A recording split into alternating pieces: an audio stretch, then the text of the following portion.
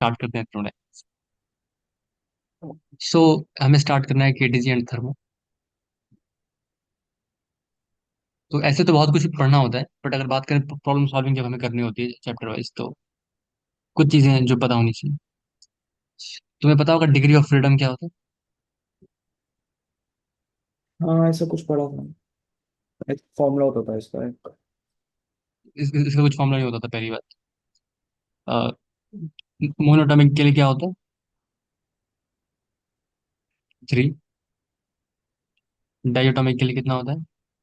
5। और पॉलीटॉमिक के लिए कितना होता है? 6। ठीक है। फिर एक गामा होता था, पता वो क्या होता था? CP by CV. सीपी क्या होता था? Molar heat capacity at constant pressure. Okay. Molar heat capacity at constant pressure. और ये क्या होता था? Constant volume. ठीक है। कुछ कुछ याद आ रहा ठीक है? है। और हाँ। और सीपी कितना होता था? F/2 +1 × R। सीवी कितना होता था? F/2 × R। इसी फॉर्मूले की तो मैं बात कर रहा था। अच्छा, ये फॉर्मूला याद है? नहीं याद थे। कोई बात नहीं, सब डिराइव करेंगे, एकदम मस्त तरीके से पढ़ेंगे। देखो, पहला पहला होता है, पहली एक चीज आती है, वो होता है वर्क डन। मैं अच्छे से पढ़ाता हूँ, ठीक है, साथ ही साथ जितने क्वेश्चन पॉसिबल। थर्मोडायनामिक्स बहुत इजी स्कोरिंग टॉपिक होता है, अच्छे से पढ़ना होता है। वर्क डन एकदम मैं पूरे अच्छे से पढ़ाता हूँ, ठीक है। तुम 2 घंटे क्लास अटेंड कर लोगे अभी? ठीक है। चलो। दूसरा होता है इंटरनल एनर्जी। मैं एसबीटी का सीक्वेंस फॉलो कर रहा हूँ, ठीक है। ठीक है। Work work done, internal energy, और फिर तीसरा आता है हीट। और इन सबसे पहले पढ़ना होता है हमें डिग्री ऑफ फ्रीडम।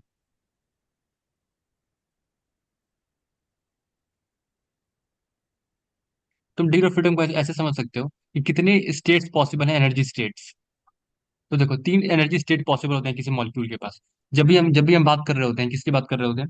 कि कोई गैस एक थर्मोडायनेमिक प्रोसेस में जा रही है। थर्मोडायनेमिक प्रोसेस का मतलब क्या होता है? हम पढ़ते हैं थर्मोडायनेमिक थर्मोडायनेमिक प्रोसेस का मतलब क्या? इसका मतलब हमारे हमारे पास लेट्स से एक चैम्बर है, ठीक है, चैम्बर है, उसमें गैस पड़ी हुई है। अब ये जो गैस है, ये इसके ऊपर कोई डिफरेंट अलग certain condition pressure, certain type of pressure apply किया जा रहा है। बहुत सारे फंक्शंस पॉसिबल है ना। जैसे PV² equals to constant, p v के पावर 1/2 इक्वल्स टू कांस्टेंट। बहुत सारे सिनेरियो पॉसिबल है। तो डिफरेंट हाँ। डिफरेंट डिफरेंट तरीके से वो हर बार अपना कोऑर्डिनेट चेंज करती है। तुम देखा है ना? हट हट अगर ये गैस लेट से ये पिस्टन मूव कर रहा है, हर स्टैंड पे उसका जो वॉल्यूम कोऑर्डिनेट है वो चेंज होते जा रहा है। तो डिफरेंट स्टेट्स पॉसिबल है, डिफरेंट तरीके से वो कोऑर्डिनेट चेंज कर ओके। सकती है। तो वो डिफरेंट प्रोसेसेस कहते हैं उसी को हम। कभी कभी तो बहुत जो कॉमन होते हैं, ये तो मैं पॉलीट्रॉपिक प्रोसेस लेके एग्जांपल्स ले रहा हूँ, PV/1/2 PV²। लेकिन जनरली जो हम पढ़ते हैं वो क्या होते हैं? आइसोथर्मल। तो हम टेम्परेचर कांस्टेंट कर देते हैं, फिर फ्लक्चुएशन देखते हैं। मतलब गैस का हाँ जी। टेम्परेचर कांस्टेंट कर दिया, फिर देख रहे हैं पीवी और V कैसे चेंज करा है, उसको ऑब्जर्व कर रहे होते हैं। फिर दूसरा पढ़ते पढ़ा एडियाबेटिक पढ़ते हैं। आइसोथर्मल एडियाबेटिक में क्या करते हैं? हम ये इंश्योर करते हैं कि कोई हीट अंदर नहीं आ रही है, कोई हीट बाहर नहीं जा रही है। फिर हम क्या पढ़ते हैं? आइसोबैरिक, प्रेशर कांस्टेंट कर देते हैं। फिर हम पढ़ते हैं आइसोकोरिक, वॉल्यूम कांस्टेंट कर देते हैं। ये कुछ स्पेशल तरीके के होते हैं। और सबसे स्पेशल क्या होता है, जो जेई में बहुत पूछा जाता है, मल्टीपल टाइम पूछा जाता है? पॉलीट्रॉपिक, जो जनरल प्रोसेस होता है। हम सब जब पढ़ेंगे अच्छे से पढ़ेंगे, कोई दिक्कत नहीं आएगी। और इसको बस पढ़ना क्या होता है अच्छे से, क्वेश्चन इसके विद इन ही बन रहे होते हैं। ओके। तो देखो,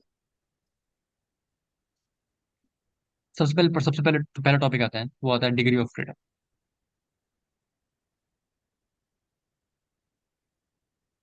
डिग्री ऑफ फ्रीडम का मतलब होता है कितने एनर्जी स्टेट्स पॉसिबल है। I repeat my word, energy state possible.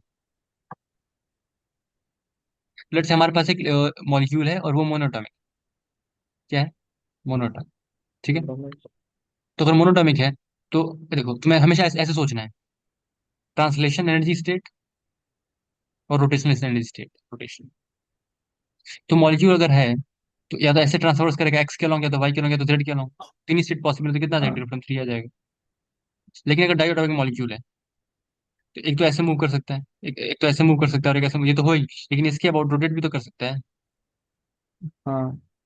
और लेकिन एक एक्सेस जो कि इसके एक्सेस से पास कर जाएगी, उसके अबाउट रोटेट नहीं कर पाएगा, क्योंकि क्यों? डायटोमिक है ना। अरे इसके ऊपर में डिफरेंशियल कैसे आएगा? एक एक्सेस नहीं आ पाती बस, दो एक्सेस। अगर तुम एक्स वाई जी लोगे तो एक एक्सेस नहीं आ पाती। ओके। ठीक है, तो इसकी तो इसके डायटोमिक में 5 हो जाता है। और अगर ट्राई और क्या बोलते हैं, और अगर मोनो डायटोमिक है लेकिन लन लन लीनियर सॉर्ट ऑफ है, तो तब भी वही होगा, ऑफ कोर्स नन लीनियर फिर भी वही होगा। और अगर बात करें पॉलीटॉमिक है और पॉलीटॉमिक लीनियर हो गया, लेट्स से ऐसे ही आ गया, लीनियर हो गया, तो फिर कितना हो जाएगा? 5 ही हो जाएगा। तीन हाँ ट्रांसलेशन, दो रोटेशन। तो पॉलीटॉमिक हाँ पॉलीटॉमिक लीनियर में भी 5, डायटोमिक कुछ भी हो तो कितना होगा? 5। सही है। हाँ और फिर एक हाँ। ये, और ये याद रखना, क्या याद रखना है? 3, 5 और 6, ये तो जनरल है। ये कब होगा? 5 कब होगा? जब डायटोमिक हो, तब डायटोमिक और लीनियर। Polyatomic linear.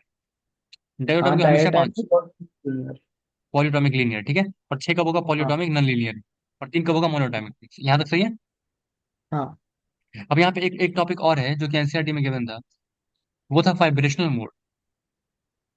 एक वाइब्रेशनल मोड 2 डिग्री फ्रीडम को कंट्रीब्यूट करता है। मैं फिर से बोल रहा हूँ, एक वाइब्रेशनल मोड, लेट्स अगर बोलना है कि एक गैस है जिसके जिसके दो दो वाइब्रेशनल मोड हैं, इसका मतलब उसके अंदर 4 डिग्री फ्रीडम एक्स्ट्रा ऐड हो जाएगी। पहले अगर 5 थी तो अब कितनी हो जाएगी? 9। बात समझ आ रही है? अच्छा। एक ऐसा क्वेश्चन आया था, मैं बताता हूँ क्वेश्चन क्या था, मेंस में आया था, 2021 में आया था। तो तुम्हें तो पता है, मैं 2022 के पेपर भी सॉल्व कर रहा था, 2021 के भी कर रहा था। जब पेपर हाँ हो रहा था उसी दिन सॉल्व कर रहा था इनफैक्ट, क्योंकि 2021 में मेरी दीदी, मेरे सिस्टर ने भी यही दिया था, तो I am so much concern कि कैसा कैसे क्वेश्चन आ रहे हैं। ओके, तो उसमें क्वेश्चन ओके। ये था कि 100 वाइब्रेशनल मोड है गैस के। और वो जो गैस है, मतलब मैं एग्जैक्ट क्वेश्चन नहीं बता रहा हूँ किस तरीके का था। 100 वाइब्रेशनल मोड है गैस के, और वो जो गैस है वो क्या बोलते हैं, ट्राइएटॉमिक लीनियर है, मान, ट्राइएटॉमिक लीनियर। तीन। सही है। इसका हाँ अगर ट्राइएटॉमिक लीनियर, इसका मतलब डिग्री ऑफ फ्रीडम कितनी हो जाएगी? 5। 5। 5 हो जाएगी ना। हाँ और अब कितना हो जाएगा? 5 प्लस एक, वाइब्रेशनल मोड कितने कंट्रीब्यूट करता है? दो, तो 200 ऐड हो जाएंगे। डिग्री ऑफ फ्रीडम कितना हो गया उसका? 205। तो सही है। 5। हाँ। तो इतना याद रखना डिग्री ऑफ फ्रीडम में। अब बात करते हैं इंटरनल एनर्जी की, ठीक है। हाँ जी। इंटरनल एनर्जी,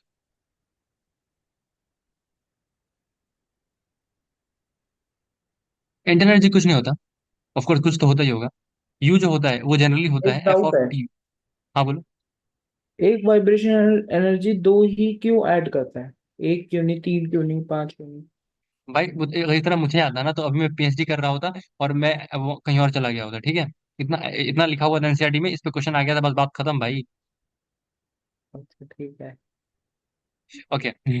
जनरली क्या होता है, जो इंटरनल एनर्जी होता है वो टेम्परेचर और वॉल्यूम दोनों का फंक्शन होता है, in case of but in case of real gas, sorry, ideal gas, ideal gas क्या होता है?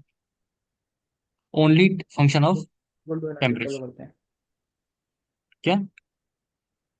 आपने पूछा ना आइडियल गैस क्या होता है, तो पीवी इक्वल टू एनआरटी जो फॉलो करते हैं। अरे वो नहीं बोल रहा, मैं बोल रहा हूँ इंटरनल एनर्जी जो होता है वो वॉल्यूम और टेम्परेचर दोनों का फंक्शन होता है, but in case of ideal gas ये सिर्फ टेम्परेचर का फंक्शन होता है। मैं ये बोल रहा ओ, हूँ। अगर तुमसे कोई पूछे इंटरनल एनर्जी किसका फंक्शन होता है, तो टेम्परेचर वॉल्यूम दोनों का होता है, लेकिन जब आइडियल गैस में क्या होता है, वॉल्यूम का फंक्शन नहीं होता है, सिर्फ किसका फंक्शन होता है? टेम्परेचर का, ठीक है। ओके। तो तुम्हें पता है ना, अगर हम डेरिवेटिव लेते हैं, पार्शियल डेरिवेटिव पता है हल्का फुल्का क्या होता है पार्शियल डेरिवेटिव? हाँ हाँ पता है पता है। तो लेट्स तुम्हें इंटरनल एनर्जी का चेंज निकालना हो, तो अगर तुम्हें पता है कि दो पे डिपेंड कर रही है वो चीज, तो तुम क्या करोगे? डी क्या लिखोगे? एफ डैश टीवी, हाँ। सॉरी सॉरी सॉरी, समझाता हूँ अच्छे, प्रॉपर्ली समझाता हूँ। देखो, इसको मैं मान रहा हूँ, लेट से ये एफ है, ठीक है, तो क्या लिखूंगा? डी क्या लिखूंगा? F f, dash. नहीं रुको, d f by del u, sorry del v at constant temperature into d v, plus del f by del t at constant volume into d t. ये लिखूंगा ना। हम्म। क्योंकि पहले मैंने क्या किया, डिफरेंशिएट किया और उसको उसको फिर मल्टीप्लाई कर दिया डीवी से। इसका मतलब क्या हुआ, मैंने चेंज देखा जब टेम्परेचर कांस्टेंट करके, और दोनों इंडिपेंडेंट वेरिएबल हैं। और फिर मैंने हम्म, वॉल्यूम उसको कांस्टेंट कर दिया, वॉल्यूम को कांस्टेंट किया, और फिर टाइम टेम्परेचर को डिफरेंशिएट कर दिया। हाँ ठीक है। बट इन केस ऑफ क्या होता है, सॉरी, आइडियल गैस क्या होता है, डी, ये जो चीज होती है del f by del v at constant temperature is equal to zero हो जाती है, क्योंकि उसका फंक्शन होती ही नहीं है वॉल्यूम का, टेम्परेचर का होती है ना, तभी तो सिर्फ ये होगा। हम्म। ये समझ आ रहा है ना, वैसे पूछ सकते हैं ना हाँ यार, हाँ विच आर द, समझ रहा हूँ। ओके आगे बढ़। तो देखो जो फॉर्मूला होता है, भाई मेरा मकसद है समझाना भाई, हर एक बात मेरा हक बनता है, तो यस जो यस। डी यू, जो है वो होता है f by two n r d t, definition, ठीक है। हम्म। याद पता था ये ऑफकोर्स, मतलब, पता था बट याद नहीं था। हाँ। तो अगर इसको इंटीग्रेट करेंगे किसी लिमिट्स के फॉर्म में तो क्या लिखोगे, यू टू माइनस यू मतलब delta u is equal to f ये बाई टू, एक सेकेंड, ये सिर्फ आइडियल गैस के लिए है या जनरली है? नहीं नहीं आइडियल गैस, मैं बोला ना सिर्फ टेम्परेचर का फंक्शन है, देखो। ठीक है। अरे पढ़ना सिर्फ आइडियल गैस है, वो तो मैंने स्टाइल मारने के लिए, क्या पता कभी किसी ऑप्शन में पूछ दे और ideal gas this this is zero, ये बस पता होना चाहिए, ये वाली क्वांटिटी, ओके। ठीक है। ओके। उतना हर जगह लिखा हुआ रहता है इसलिए बताना जरूरी है, और पूछ भी लेते हैं, हल्का भी लिखा रहता है। ठीक है, ये यहाँ से आ गया डेल्टा यू। हाँ जी। अब तुम्हें पता होगा फिजिक्स और केमिस्ट्री में साइन स्कीम का भी अंतर आता है, थर्मोडायनेमिक्स में हल्का सा अंतर आता है, पता है ना। हाँ आता है। तो इसमें बस इतना याद रखो, जो हीट, जो फर्स्ट ऑफ थर्मोडायनेमिक्स बोल रहा हूँ, ये होता है d q is equal to d u plus d डब्ल्यू। और डी डब्ल्यू जो होता है इस केस में, वो क्या होता है, p gas into d v, indicate करना है। और एक बात और याद रखना, हम जो मेजरली मानते हैं वो मानते हैं क्वाजी स्टैटिक प्रोसेस का, मतलब पता है क्वाजी स्टैटिक क्या होता है। नहीं, पहली बार सुना है नाम तो मैंने।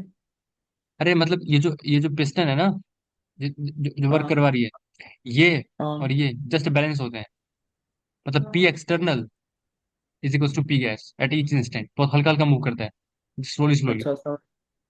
ये delta acceleration tends to zero हो गया ना? हाँ, सम सॉर्ट ऑफ, इस तरीके का हम ठीक। अज्यूम कर रहे होते हैं, क्वाजी स्टैटिक प्रोसेस मान के चलते हैं। ठीक है, मतलब नाम नहीं पता था ये। हर एक इंस्टेंट पे इक्विलिब्रियम पे रहता है, कोई बात ठीक नहीं है। मैंने बता दी, ऐसा रहता है। तो देखो डी डब्ल्यू क्या होता है, p external into d, d u क्या होता है, f by two into n r d t, ठीक है। हम्म। अभी हम बहुत सारे हम्म। क्वेश्चंस करेंगे, रिडो विडो जो भी होता है, जितनी किताबें हैं, सब करेंगे, कोई टेंशन मत लेना। बस देखते चलो मैं कैसे इंट्रोड्यूस कर रहा हूँ टॉपिक्स, ठीक है। डी डब्ल्यू कभी भी हमेशा क्या होता है, p s into d v, और डी यू क्या होता है, f by two n r d t, सही है। हम्म। आगे बढ़ते हैं। अब करते हैं। और डी क्यू क्या होता है, n C D T. C क्या है, molar heat capacity. C P आएगा या सी वी आएगा यहाँ पे? ये जनरल प्रोसेस में बोल रहा हूँ, किसी भी प्रोसेस में। Molar heat capacity is a general term, molar heat capacity at constant pressure is SCP. Molar heat capacity हाँ। मतलब कि उस वो जो गैस जो प्रोसेस अंडर को प्रोसेस कर रही है, उसमें अगर अगर उस गैस को एक मोल को लिया जाए और हीट हीट हीट प्रोवाइड किया जाए, मतलब उस प्रोसेस में डाल दिया जाए, तो कितनी तो फिर उसको फिर डिवाइड कर दो तुम डेल्टा टी से, और एन से डिवाइड कर दो, ओके। इस तरीके से। और समझ में आएगा धीरे धीरे, नेक्स्ट में धीरे धीरे सब समझ में आएगा अच्छे से, और अंडरस्टैंडिंग मिल जाएगी। बस तो अभी याद करते चलो हल्का हल्का। डी क्यू क्या होता है, एन सी डी टी होता है। सी क्या होता है, मोलर हीट कैपेसिटी होता है। डी यू क्या होता है, f by two n r d t होता है। सब डिफरेंशियल फॉर्म में याद रखो, कैलकुलस बहुत इन्वॉल्व होती है इसमें, अच्छे क्वेश्चन। डी डब्ल्यू क्या होता है, पी गैस इंटू डीवी, सही है। हाँ जी। हम्म। अब हम करते हैं work calculation in different process, work calculation in different processes.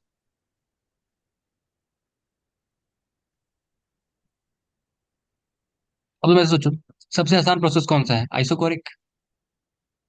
हाँ, वॉल्यूम कांस्टेंट। तो डी डी डब्ल्यू कितना हो जाएगा, जीरो। हम्म। तो मतलब पी गैस इंटू डीवी ना, तो डीवी जीरो है, सही है। हम्म। हम्म। अब मान लो आइसोबैरिक, आइसोबैरिक में क्या होता है, डीपी जीरो होता है। Pressure constant. तो इसका वर्क डन क्या लिखोगे। अच्छा एक क्वेश्चन तुम्हें पता होगी, पीवी इज इक्वल टू क्या होता है, एनआरटी होता है। हाँ। वैसे देखो इसका वर्क डन क्या होगा, पी इंटू डीवी, हम्म। यही होगा ना, और इसको इंटीग्रेट कर दोगे, v one to v two, हाँ, सम सॉर्ट ऑफ यही करोगे ना। अगर प्रेशर कांस्टेंट है तो यस। हाँ प्रेशर तो कांस्टेंट ही है, यही करोगे ना। फिर क्या लिखोगे, ठीक पी है। इंटू V2 - V1, ये हम्म। लिखोगे। हम्म। लिखोगे ना। ये है हम्म। First form. अब सेकंड फॉर्म के लिए देखो, एक काम करो, इसी क्वेश्चन को उठाओ और दोनों साइड डिफरेंशिएट करो, तो क्या लिखोगे, PdV plus VdP is equal to NRdt। लिखोगे। हाँ। ये लिखोगे ना। यू इंटू वी लगा दिया हाँ। पहले वाले में, लेकिन डीपी तो जीरो है ना, अगर आइसोबैरिक है तो PdV किसके हाँ। इक्वल आएगा, NRdt के। हाँ। अब इंटीग्रेट करके तो क्या होगा, NR∆T। हम्म। मतलब इन केस ऑफ आइसोबैरिक प्रोसेस, या तो तुम P × V2 - V1 कैलकुलेट करो, या देख लो टेम्परेचर चेंज कितना है और डायरेक्टली उसको NR से मल्टीप्लाई कर दो, तो तुम्हारा वर्डन कैलकुलेट हो जाएगा। हाँ। सही है। हाँ, समझ गया। ओके, आगे बढ़ो। अभी अब यहाँ पे एक चीज एक देखो। मिनट, एक मिनट बस, एक मिनट।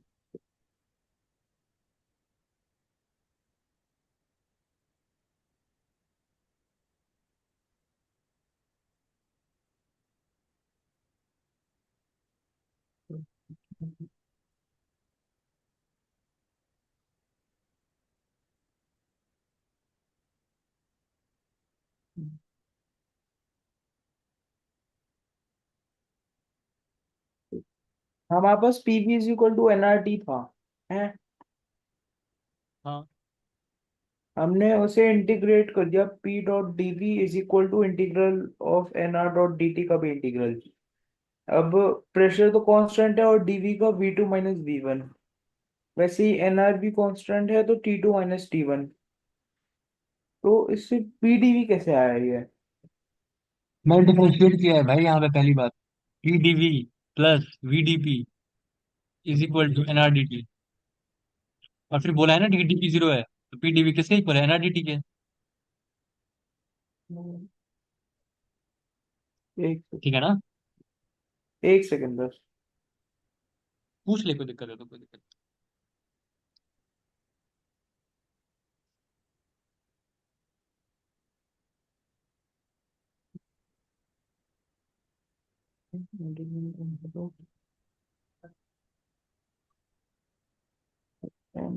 T2 - T1। अच्छा, मतलब work done in isobaric, isobaric में हमारा आ गया NR T2 - T1, और which is also is equal to PV2 - V1। नहीं। जी।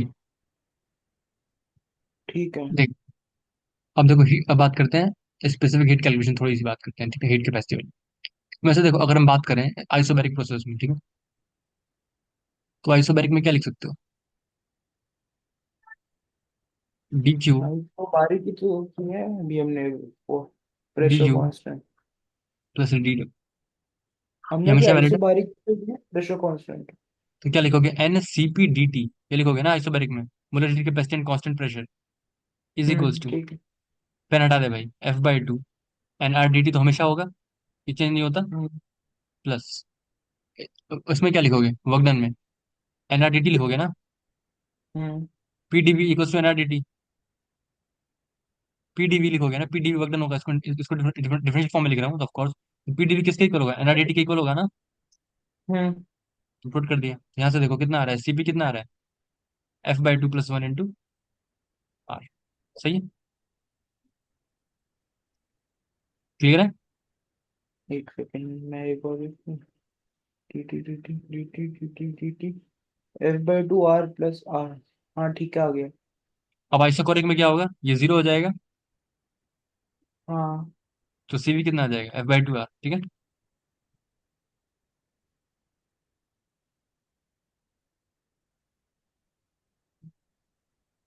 नहीं समझ आया। नहीं आया।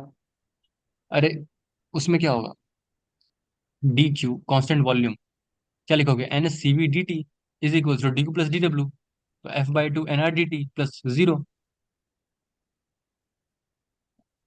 DW तो जीरो है ना, हाँ हाँ, ठीक है, समझ गया। तो CV कितना आ जाएगा, F/2 आएगा ना। हाँ, समझ, ठीक है, समझ गया। अब गामा क्या होता है, specific heat at constant pressure constant volume, तो CP/CV, मतलब F/2 + 1 × R divided by F/2, ये होता है ना, R ऑफ कोर्स। हम्म। तो कितना आ जाएगा, 1 1 + 2/F। कि क्या आ रहा है, F+2/2 से 2 कैंसिल, F+2 आ रहा है ना 1, F+2/F, मतलब 1+2/F। हाँ तो ये तीन हाँ चीज यहाँ तक सही है, आगे बढ़े। हाँ ओके। अब डिस्कस करते हैं आइसोथर्मल।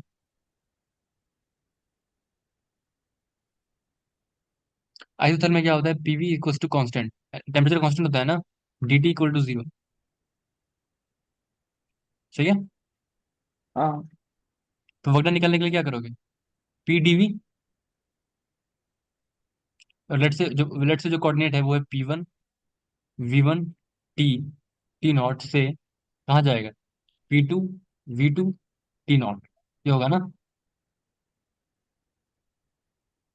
हम्म अरे मतलब टेम्परेचर सेम होना चाहिए ना। हाँ तो PdV को इंटीग्रेट करोगे कहाँ से कहाँ तक, V1 to V2। तो P की वैल्यू कितने पुट कर सकते हो, nRT/V, integration V1 to V2 dV। सही है। तो कितना बचेगा, हम्म, nRT/ln V2/V। अच्छा सही है। ठीक है। और तुम्हें पता होगा P1 V1 इक्वल टू कितना होगा, P2 V2। हम्म तो यहाँ से क्या कह सकते हो, nRT/ln P1/P2। सही है। हम्म तो भाई तुम्हें याद बहुत कम चीजें रखनी है। मैंने क्या याद किया है, डी यू का formula, D Q formula, D W formula, बाकी डेफिनेशन याद हाँ रखी है, बाकी सब ऑन द स्पॉट डिराइव करना है। जितना कम भार होगा तुम्हारे सिर पे एग्जाम के दिन, उतना ज्यादा मार्क्स आएगा। भाई कितना टाइम लगेगा ओके। यहाँ से यहाँ पहुंचने में, और यहाँ से यहाँ पहुंचने में। सही बात है, दो चार पाँच सेकंड। तो वो भी माइंड में कर लोगे, 5-6 बार कर लोगे, क्वेश्चन सॉल्व करोगे। तो कितना कॉन्फिडेंट फील करोगे, तो मुझे सब कुछ आता है, बेसिक से आता है। हम्म आगे बढ़ते, क्वेश्चन तो बाद में आएंगे, पढ़ते हैं। ओके, अब आता है एडियाबेटिक।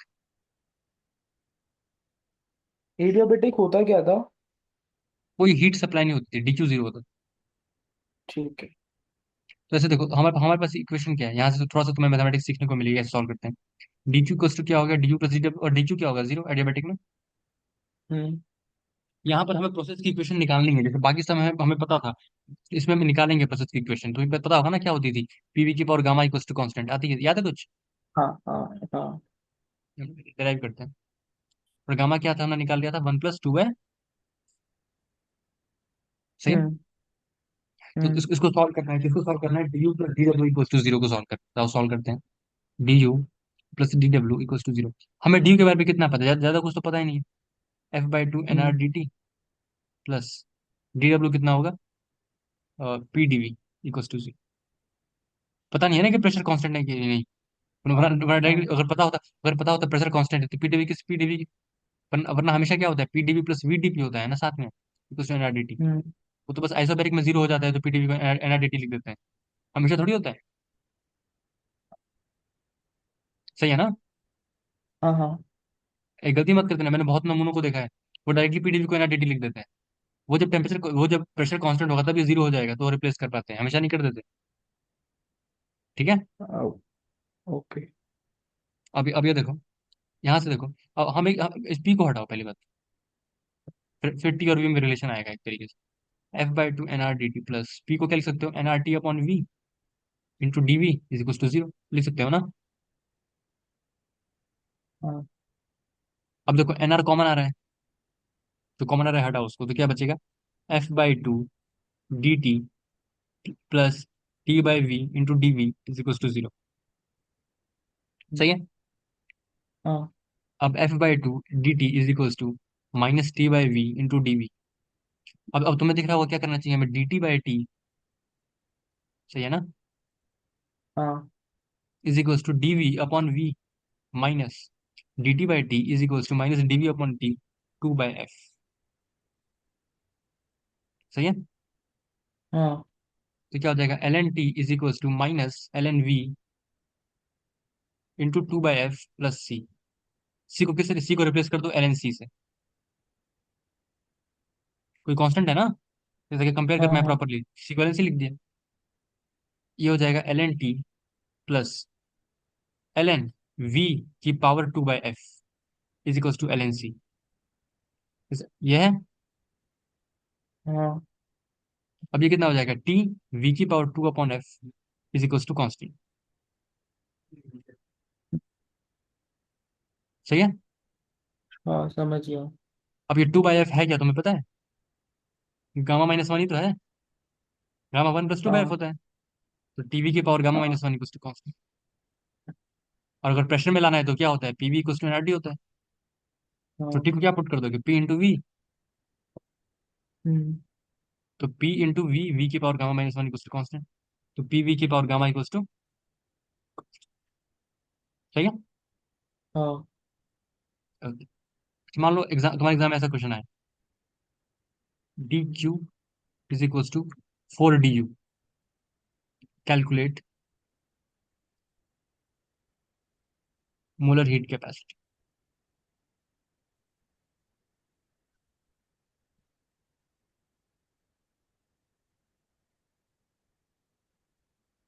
DU नहीं, DW, calculate molar heat capacity of gas. और अगर डिग्री डिग्री ऑफ फ्रीडम की जरूरत पड़े तो ले लेना, कितना लोगे, ऑफ 5 ले लेना। और ये क्वेश्चन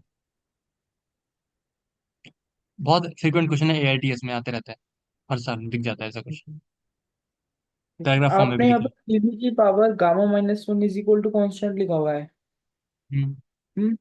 इसमें हाँ। हमने वी की जगह NRT/P रखा। नहीं नहीं, टी की जगह पी भी रखा, PV/NR। अच्छा तो अच्छा। NRR तो कांस्टेंट है ना, तो हटा दिया ऐसे ही। हाँ। एक सेकंड।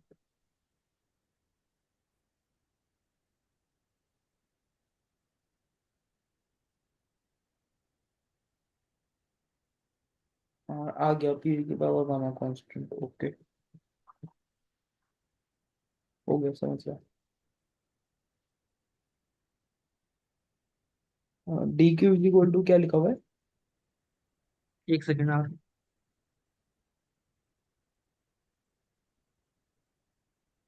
DQ को 4W साथ में सॉल्व करते हैं, समझ में आएगा। तुम्हें क्या निकालना है, molar heat capacity of the gas, degree of freedom 5 दिया हुआ है। DQ को क्या लिख सकते हो, DU + DW हम्म। इज इक्वल टू 4 DW लिख सकते हो ना। तो DU कितना आ जाएगा, 3 DW। ठीक। हाँ जी। और तुम ऐसे देखो, DU होता क्या है बेसिकली, F/2 NRDT, जितना पता है बस उतना, ज्यादा दिमाग लगाना ही नहीं है। है ही नहीं ना, कहने का मतलब लगाना है। 3 DW क्या होता है, PDV। हम्म। PDV क्या होता है, NRT/V इंटू DV। सही है। हम्म। NR से NR कैंसिल कर देंगे। और F हाँ कितना दिया हुआ जी। है, F दिया कितना है, 5, पुट कर 5 दो। 5। 5/2 into DT is equals to 3T/dV/V। तो और ये हो पी जाएगा, को उधर इंटीग्रेट कर देंगे। DT/T is equals to 6/5 dV/V। Yes. तो हो जाएगा LNT is equals to LNV की पावर 5/6, सॉरी 6/5 ना।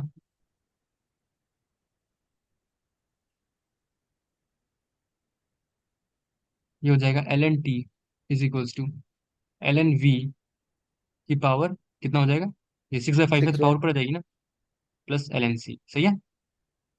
हम्म। तो ये कितना हो जाएगा, LNT/V की power 6/5 is equals to LNC। इसका हम्म। मतलब क्या हुआ, टी वी की power -6/5 is equals to constant. T को अच्छा। क्या लिख सकते हो, अगर प्रश्न उसे फॉर्मूला होंगे तो क्या होगा, पी पी। वी 1 - 6/5, ये हो जाएगा ना इक्वल्स टू सी। तो पी वी की पावर -1/5 इक्वल्स टू कॉन्स्टेंट। सही है। हाँ। तो अगर पूछे इक्वेशन ऑफ प्रोसेस, मान लो पहला पहला क्वेश्चन ये हो, इक्वेशन ऑफ प्रोसेस, तो क्या बोलोगे, पीवी की पावर -1/5 इक्वल्स टू कॉन्स्टेंट। सही है। कांस्टेंट। यस। मान लो मोलर हीट कैपेसिटी कैलकुलेट करनी है, तो तुम ऐसे सोचो, मान लो हमारा प्रोसेस जो है वो इस फॉर्म का है, पीवी की power x equals to constant. इसकी मोलर हीट हमें कैपेसिटी क्या कैलकुलेट लिखा करनी था, है। हमारा प्रोसेस इस फॉर्म का है। अच्छा, एसी से बता रहे हो मैं। ओके। तो डी क्यू क्या लिखोगे, DU + DW। डी क्यू क्या लिखोगे, NC/DT is equal to F/2 NR/DT plus, अब हमें DW कैलकुलेट करना पड़ेगा ना। हाँ। इस प्रोसेस का, कौन से प्रोसेस का कैलकुलेट करना चाहते हैं हम? पीवी की power x equals to constant का। कौन एडियाबेटिक का? हाँ, लेट से हम मान लेते हैं कि जो टेम्परेचर है वो T1 से T2 जा रहा है, और जो V1 है वो वॉल्यूम V1 से V2 जा रहा है। और कैलकुलेट करते हैं तो क्या लिखोगे? इस कांस्टेंट को मैं लेट मान लेता हूँ लैम्डा, तो क्या लिखोगे? लैम्डा V की power minus x into DV, integration V1 to V2। सही है? सही है ना? नहीं, ये कैसे लिखा? भाई कैसे निकालोगे वर्क डन? अच्छा ठीक है, वर्क डन हो गया पीडीवी, ओके समझ गया। इंटीग्रेशन कितना होगा? V की power one minus x upon one minus x. और इंटीग्रेशन लिमिट कहाँ से कहाँ तक जाएंगी? V1 to V2। हम्म। अब देखो, लेमडा इंटू V2 की power one minus x minus V1 की power one minus x upon one minus x is equal to DW। सही है? हाँ। और अब लेमडा किसके इक्वल है? ध्यान से देखना। लेट्स सी, टेम्परेचर उस टाइम P1 है और ये है P1 P2।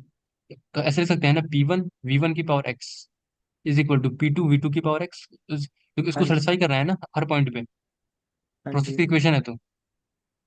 हाँ जी। ये बात समझ आ रही है? हाँ जी। हाँ जी। ओके, तो इसको रिप्लेस कर दो उससे, तो क्या होगा? P1, सॉरी यहाँ पे लिखो, यहाँ पे इस टाइम के लिए V2 चाहिए ना, तो क्या लिखोगे? P2 V2। लेमडा किसके इक्वल है? सॉरी, P2 V2 की पावर एक्स।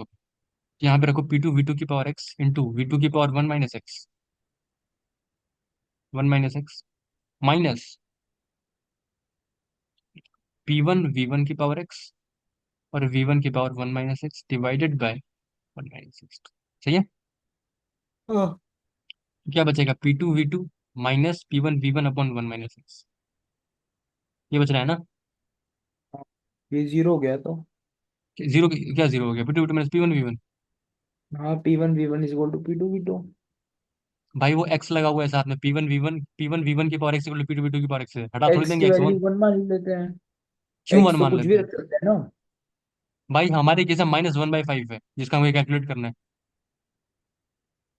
अच्छा ठीक है, ठीक है। हम जनरल ड्राइव करना चाहते हैं ना, तब तो भाई हमें पता ही है वो क्या बोलते हैं, P2 V2 P1 V1 में। हाँ तो ठीक है। अजीब सा है। ओके, यहाँ पे एक फॉल्ट भी है। अगर तुम ऐसे करोगे तो यहाँ पे अगर तुम एक्स को वन मानोगे तो नीचे अनडिफाइन हो रहा है। देख रहे हो? ले भी नहीं सकते पहली बात। हाँ। और क्यों नहीं ले सकते वो भी मैं बताता हूँ। तो देखो, P1 V1 is equal to क्या होगा? NR T1, P2 V2 हाँ। Equal to NR T2। हाँ। तो कितना आ जाएगा? NR delta T upon one minus six. तो अगर टेम्परेचर चेंज DT का हमने माना है तो कितना लिखोगे? NR DT upon one minus x. ए- तो अगर हम डिफरेंशियल टेम्परेचर चेंज पे कंसिडर कर रहे हो सब कुछ, तो डिफरेंशियल टाइम भी चेंज कर रहे हो, तो क्या लिखोगे? NR DT upon one minus x. C की वैल्यू कितनी आ रही है? F/2R plus R upon one minus x. सही है? हाँ। आ रही है ना? देख लो एक बार। NDT कैंसिल कर दो, ये बचेगा ना? हम्म। अब ये बस, अब एक्स की वैल्यू पुट करनी, तो सी कितना हो जाएगा? एफ हमें मेंशन था कितना? 5/2R plus R upon one minus one plus 1/5 हो जाएगा। तो कितना हो जाएगा? 5R/2 plus 5R/6। तो 5R5R/2 common in fact, one plus 1/3 into 4/3। कितना आ जाएगा? 10R/3। आराम से तुम्हारा 88 से पैराग्राफ आ सकता है 6 मार्क्स। नहीं आ सकता है? हाँ, ये अच्छा सवाल था। ये तो सिर्फ झांकी थी, वेदांत बाकी है ब्रो। है? है क्या? है क्या? क्या कह रहे हो? अभी तो कुछ नहीं है भाई, अभी तो शुरू किया है थर्मो। बहुत कुछ होता है। लेंदी था ना बहुत, वैसे तो प्रोसीजरल था बट लेंदी। तूने पढ़ा है कभी ये सब? हाँ, किया रहा हुआ है। किया हुआ है? कौन, किसने करवा दिया तुझे? सलीम सर नहीं, 11th में। अच्छा। अच्छा ठीक है, अभी स्टार्ट किया है ना इसलिए लग रहा है, कुछ कुछ देर बाद में लग जाएगा कुछ। क्या कह रहे हो? अभी स्टार्ट किया है ना जस्ट, इसलिए शायद लग रहा हो किया हुआ हो, कोई बात नहीं। हो सकता है किया हो, कुछ देर बाद नहीं लगेगा। लेकिन अभी मीट खत्म होने वाली है तो जस्ट रिजॉइन, ठीक है? ठीक।